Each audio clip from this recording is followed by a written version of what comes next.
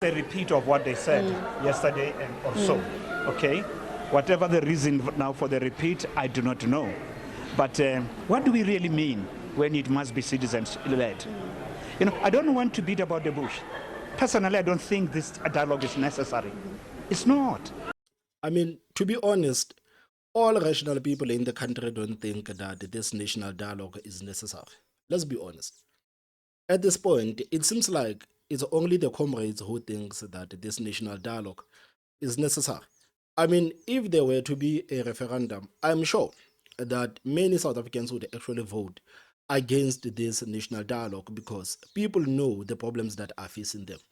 People don't need to sit down in a hall with a bunch of elitists and celebrities and discuss the issues that are facing them.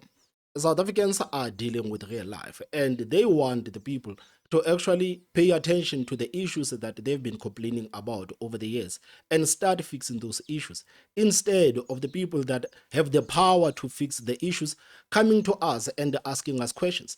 I mean, like, this is the reason why people were so pissed off with President Ramaphosa when he delivered that keynote speech at this national convention, when he started to ask the people of this country, why are South Africans poor? Why don't the clinics have medication? I mean, right now, we are in this country, man. We know that we have a lot of illegal immigrants, and the ANC is saying that these people, they need to be taken care of. But now, the medication cannot assist all of us. And the president is coming and asking us, why don't the clinics have medication? I mean, all rational people in the country, they don't think that there's a need for this national dialogue. And again, I think this national dialogue is an indictment on Ramaphosa's government, because if they were actually listening to the people of this country, they would actually see that South Africans are not happy about the national dialogue. South Africans don't want a national dialogue. There is a backlash against this talk shop, and the government would actually scrap this national dialogue. But the fact that they went ahead with this program, despite South Africans telling them that we don't want this national dialogue, and to gaslight South Africans even more. You remember? The presidency said that, no, this was not the idea of South Africans, but this was the idea of the people of this country. Now they are pinning the national dialogue on the people of this country to say, it was your idea, it was not our idea. We were sitting there nicely enjoying our hot coffee in our air-conditioned offices. We were just chilling, and you guys started to nag us and tell us that you want to talk to us. And we, as the government, we listen to South Africans. So we're going to make the funds available, and we're going to come to you and have these conversations with you. They are pinning the national dialogue on the people of this country. But this is what is so frustrating about this whole thing. And I don't even want to talk about money, because you listen to the amounts that are going to be spent on this national dialogue. And apparently, this first national convention cost about 20 million rands. This is what SABC reported when they were interviewing one of the guys that is busy helping Ramaphosa and these people to organize this sham of a talk shop. This guy was saying this national convention, the first national convention, was going to cost like 20 million rands. So you can just imagine the kind of money that is going to be thrown into this sham of a national dialogue instead of actually that money being put into right use. This is an indictment on the administration of Ramaphosa. It tells you everything that you need to know about this administration. A repeat of what they said yesterday and or so, okay? Whatever the reason now for the repeat, I do not know. But what do we really mean when it must be citizens-led? You know, I don't want to beat about the bush. Personally, I don't think this dialogue is necessary. It's not. Precisely because what it wants to achieve, about 50,000 interviews across the country. Wait, in the most rural areas of Mpumalanga, Limpopo, Northern Cape, the uneducated, the illiterate, the average Joe in the street knows his or her problems. They want security. They want jobs. They want safety. They don't want potholes. Now, do you need to sit under a marula tree to get an answer to that? I just want to go straight to what the issues are and what the people think. Lo and behold, this roundabouts across the country is likely to be boycotted by the people. People are much smarter now than they were in 1994. And guys, it seems like this gentleman over here was 100% correct to say that this national dialogue is going to be boycotted by the people. And you remember, guys, how South Africans were treated on that presidential imbizos where they were cut and the comrades were not interested in listening to what South Africans have to say. They just wanted Ramaphosa to go on stage and tell South Africans whatever that he wanted to tell them. But when it's time for South Africans to actually give a feedback or ask questions, South Africans would get cut. South Africans would be, the mics would actually be shoved from their hands. But right now, it seems like South Africans are saying no more. And I must say, I am happy to see these footages that are coming out from the first national convention. And apparently, it was a chaos. It was a mess. It was a mess. And I'm happy, man. I'm happy because somehow it seems like South Africans are starting to wake up and realizing that, okay, maybe these people have actually given themselves to us on the plate. Maybe we need to eat them. Maybe we need to eat them. And if this is how this shame of a talk shop is going to go, then I am going to enjoy every moment of it. You know my original thoughts about the national dialogue. I hate it. I don't think there's a necessity for it. But we're still going to cover it. And especially on moments like this, we're going to cover it and we're going to enjoy every moment of it. So, guys, I actually want us to go through what actually happened in the national convention. And apparently the comrades are not happy, man, are not happy about how this thing is starting. And they are quite worried about how the next meetings or the next talk shops are going to be. We are the foot soldiers. We are on the ground. All of you here have bodyguards. Thanks. We don't have bodyguards. We had a colleague who came here from 3 a.m. in the morning. All right, we thank are you foot so soldiers. much. We know what. You know, guys, you listen to that. They are already trying to cut it. They are trying to cut it already. Trying to cut it already. And this is how the comrades operate.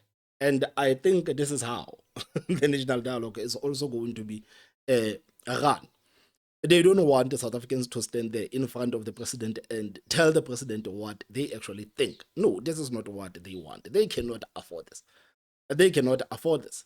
So I don't know if what happened in the first national convention is actually how it's going to affect other talk shops, because the comrades actually, I'm sure they are thinking about we need to tie things up, man. We need to tie things up because South Africans ate us alive during the first national convention. We are the foot soldiers. We are on the ground. All of you here have bodyguards. We don't have bodyguards.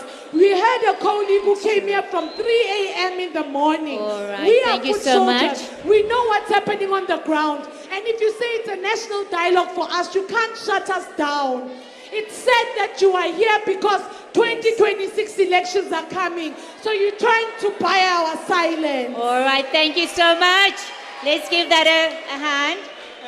And then I'm just going to pause here because this is what we want. This is the dialogue we have been called to do. We are in plenary. We're not going to go into dialogue now because I'm going to give This you is the not a reason. dialogue. I have a question, ma'am.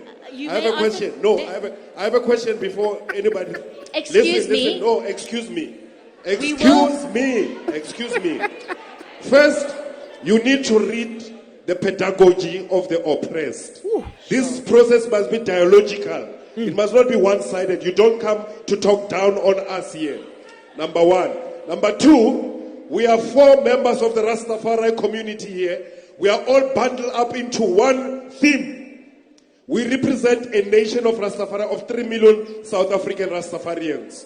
We can't go under one theme. We have issues that cut across everything that needs to be dialogued here. You don't decide for us. Nothing for us without us. Simple as that. And for the last time, this is a dialogue. Spend more time listening to us than telling us what to do. Stop talking down on us.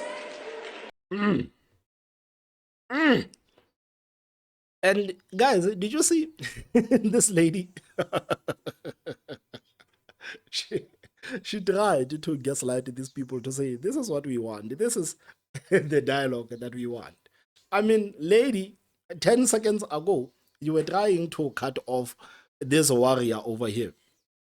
You tried to cut off this warrior over here.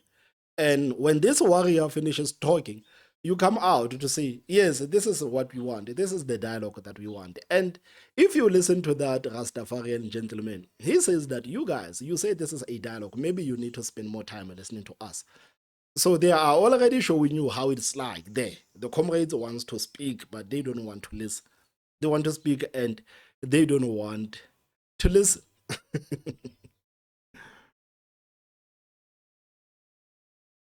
I'd like not. Thank you so much. I'd like not to be addressed as a comrade because many of us here come from different institutions and we wouldn't want to be associated with an organization that ranks number 16 as most corrupt in the world. While we can sit here and discuss as South Africans, we must understand that when we leave, we go to communities where there are people who shouldn't be here in South Africa, who are causing chaos, who are running amok, killing people, raping children, the children that died in Soweto, the people that died in Merimi squatter camp. We are having our people being killed and raped by foreign nationals. And that should also be the topic because those people are in South Africa relying on the South African taxpayer, and they shouldn't be here. Can we also have that topic? Because it is the burning topic globally. It's not even just the South African topic. Can we have that topic about illegal immigrants who are here in this country running amok? And I don't think that these people actually have the appetite to go through that, man. I actually don't think that they have an appetite to go through some of these topics. That's why I'm saying, guys, it looks like this national dialogue, it looks like it's going to be fun to watch. I must say that it looks like it's going to be fun to watch because it's going to be interesting to see how the comrades are going to respond to some of these, if they respond. If they respond, but I actually like the attitude of the people that are attending these things right now, because it seems like they are not going to sit there and allow the comrades to walk all over them. So I think the comrades needs to be careful that this thing of theirs of ignoring people's questions and only answering the questions that they are only comfortable with, it is not going to work this time around. It is not going to work this time around. And I hope that this national dialogue implodes. This is what I want. I hope it implodes. I hope Ramaphosa discontinues this thing. I hope it implodes. This is what I pray for. This is what I pray for. Was the gentleman who was unrecognized, and I think just to go back, and I want to note, for the sake of the national dialogue, it is very humiliating that a man had to step in to get this conversation in order. And so in light of what the male presenting individual next to me said, if you are not willing to apologize, please do sit down, then we'll carry on with the session.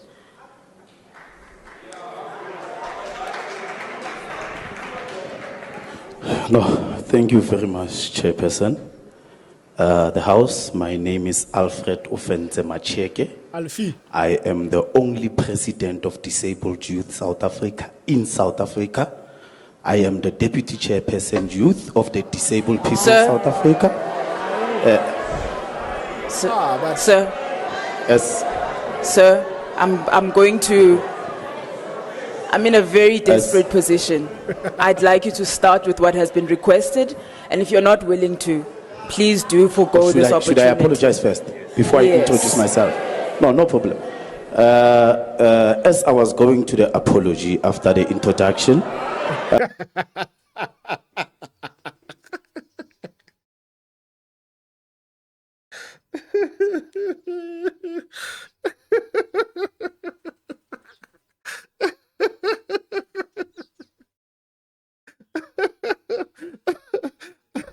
Get them, Alfie, get them. As I was going to the apology after the introduction, comrades, colleagues. Colleagues, once more, I'm going to ask us not to howl. can we just let this moment happen? It's very important for what's going to go ahead. Thank you. Comrades and colleagues, as I am allowed to continue speaking, we are, as the disability sector, we are people of... No. I am All right, going thank you into- very I am much. Thank you very apologizing. much, colleagues. Can I allow to speak? No, Okay, it's fine. all right. No, Okay. it's all right. Okay. No, I think it's okay. Okay. No, colleague. Let me put it this way. No, colleague. Colleague. Let me give it to you the way you want it. No. I am No.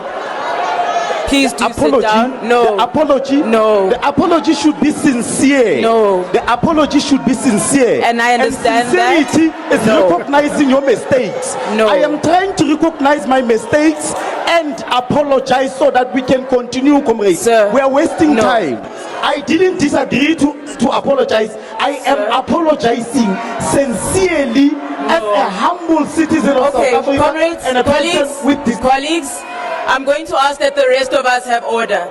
I'm going to ask that we isolate the issue. Colleagues, I'm going to ask that we isolate the issue, that the rest of the Do not comply, comrades. Do not comply. Turn that thing into a national disgrace. Do not comply. meeting have order, or else we will all descend into the madness we are seeing here. The meeting is going to descend into madness. Please, can we all... No, ma'am, I hear you. I hear everyone. I'd like to be excused first of all. I think we must be very careful of our languaging, and I don't think madness should be the word that I should have used right now. I do think that if we all descend in this meeting, the whole point will be lost. Can we please isolate the issue? Sir, we were asked for one thing, and you've done an introduction, and you've done a context, and I don't think that is going to be good enough for the House. If you're not, can I be listened to right now? If you're not willing to come out as a first stop without an intro, with an apology, not only to me but to the House, please sit down or rather leave. There's only two options. I don't think it is right. Nah, there's only one option, man. If you listen to her, she wanted to say like, please leave. Please leave. And I'm happy that her brain worked fast, because people would actually say, oh, you guys don't want us to speak. You don't want us to speak. But this is actually what they want. They want him to leave. They want him to leave because he is not apologizing as fast as they want. He's not apologizing as fast as they want. Without an intro, with an apology, not only to me but to the House, please sit down or rather leave.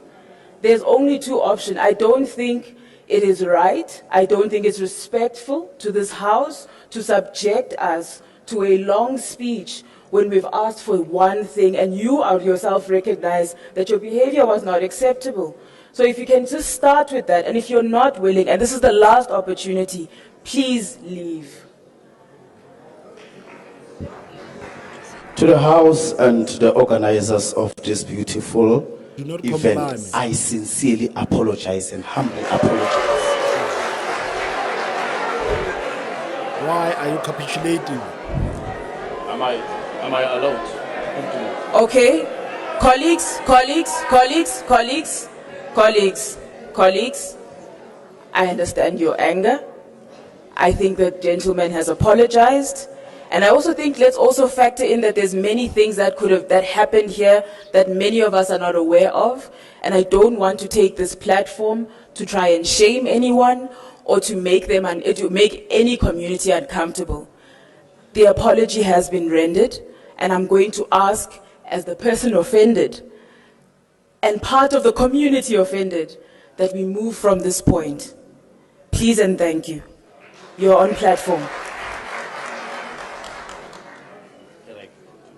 You may speak. You have your 1 minute.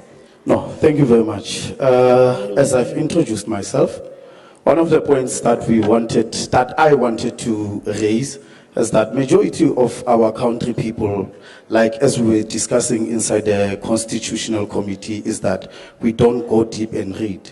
And that's why majority of our young people and our community are not able to understand certain things or to be aware of certain things. Now, I'm going to refer this to the steering committee information that was sent to us. The sectors that were outlined are main sectors that are supposed to direct us. But we know very well that within a sector, there's a subsector. Now, I'm saying to the House, instead of saying we're requesting additional sectors, we should say within women's sector, the sex worker sector. Now, can we go, I'm giving an example, can we go into women's sector and say, can we be allowed, as the information given to us allowed us that we can add either 3 people if we want, it's our discretion. Can we say we will have a subsector? Thank you there very that much, will be- sir. Your 1 minute is up. Thank you very much. But it's not done. It's not done.